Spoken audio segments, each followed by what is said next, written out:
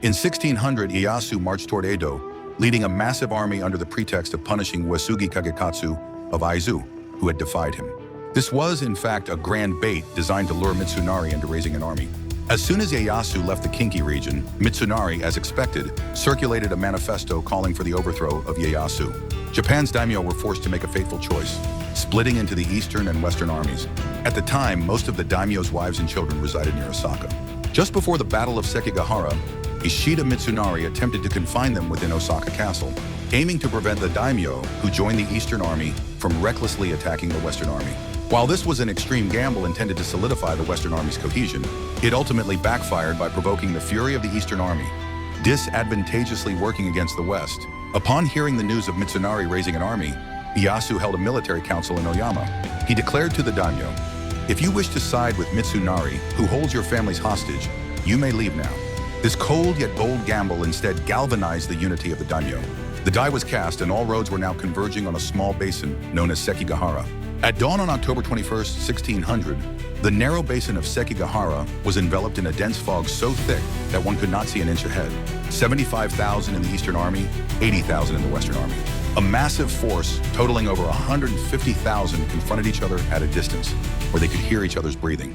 The dawn of a fateful day was breaking the largest civil war in Japanese history, which would determine the end of the Toyotomi regime and the birth of a new shogunate. Looking at the initial deployment, the Western Army held an overwhelmingly advantageous position in terms of both terrain and formation. Ishida Mitsunari, Ukeda Hideya, and Kobayakawa Hideaki effectively gripped the Sekigahara Basin from the west and the northern and southern ridges. It was a perfect formation that could launch a three-sided pincer attack once the Eastern Army entered the basin. Tokugawa Ieyasu established his main camp near the entrance of the basin, and in front of him, core units such as Fukushima Masanori and Ii Naomasa were deployed in a line, poised to break through the Western Army's defensive lines. Around 800 a.m., just as the battle began to lift, the battle commenced with shots fired by the Eastern Army's vanguard, Ii Naomasa. The early phase of the battle actually began in favor of the Western Army, and fierce hand-to-hand combat and the thunderous roar of matchlock guns shook the hills and fields of Sekigahara. As the battle reached its peak, all eyes on the battlefield turned to Kobayakawa Hideaki, who remained stationed on Matsuo. Commanding a force of 15,000, he belonged to the Western Army, yet he did not move for hours after the battle began. Although he joined the Western Army as the nephew of Toyotomi Hideyoshi, he harbored a deep, fundamental hatred for Mitsunari. The root cause traced back to an incident during the Imjin War. Hideaki believed he had distinguished himself by fighting sword in hand at the Battle of Ulsan Castle. However, Ishida Mitsunari, who was the military inspector at the time, reported that Hideaki had acted rashly as the commander-in-chief. Consequently, Hideyoshi reduced Hideaki's fief and demoted him. Hideaki fiercely resented this, believing it was due to Mitsunari's slander. Conversely, the one who later lifted this disciplinary action and restored his fief was none other than Tokugawa Ieyasu. Even before the battle, Ieyasu shook Hideaki's resolve with sweet words, promising, "If you distinguish yourself in battle, I will grant you the position of Kanpaku." Ieyasu grew anxious. To force Hideaki's hand, he took a gamble and ordered his troops to fire a volley toward Matsuo as a threatening fire. Spurred into a decision by Ieyasu's warning shots, Kobayakawa Hideaki charged down the mountain, striking not the Eastern Army, but the camp of his own ally, Otani Yoshitsugu. This shocking betrayal triggered a domino effect, bringing down the Western Army. Witnessing this unfold, 4 other commanders on the Matsuo side, including Wakisaka Yasuharu, also joined the betrayal and began attacking the Western Army. Shimazu Yoshihiro, who had fought the final battle of the Imjin War against Admiral Yi Sun-sin at the Battle of Noryang, entered this conflict with a meager force of only 1,500 due to the opposition of his brother Shimazu Yoshihisa, the actual powerhouse of the clan. Mitsunari had slighted Yoshihiro, remarking, "Your military force is far too pathetic compared to the reputation of the Shimazu clan," which deeply wounded the pride of the fierce Shimazu warriors. Renowned for their bravery, the Shimazu unit refused to launch an active offensive due to this friction, with Mitsunari choosing only to engage enemies that directly approached their own camp. As the battle tilted toward a Western defeat, Yoshihiro made a terrifying decision. Instead of surrendering or fleeing, he would break straight through the front lines. Rather than retreating backward, he utilized the Tsutogamari tactic, cutting right through the heart of the enemy lines across the front of Tokugawa Ieyasu's main camp.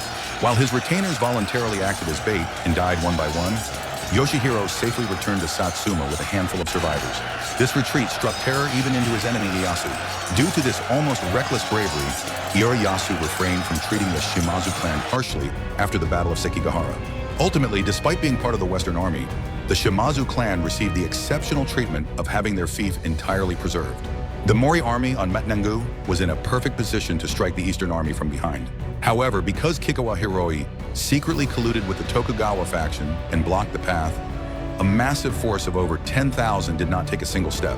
When the battle began, Mori Hidemoto, positioned at the summit, attempted to descend the mountain to strike the rear of the Eastern Army. However, since his cousin Kikkawa Hiroi, who was at the very front, refused to move, the army of 15,000 behind him could not descend at all. When Mori Hidemoto sent a messenger asking, "Why are you not advancing?" Hiroi blocked the path with a flimsy excuse, saying, "Our soldiers are eating their box lunches right now, so wait." In the end, the massive Western force on Matnangu became mere spectators on the mountain, failing to launch a single charge until the battle concluded.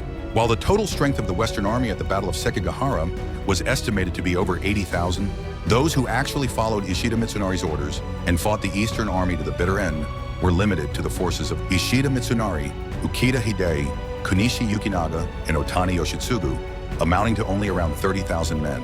Ultimately, less than 40% of the 80,000-strong Western Army fought alongside Mitsunari until the end. The remaining 60% either attacked their own allies or simply watched from atop the mountains.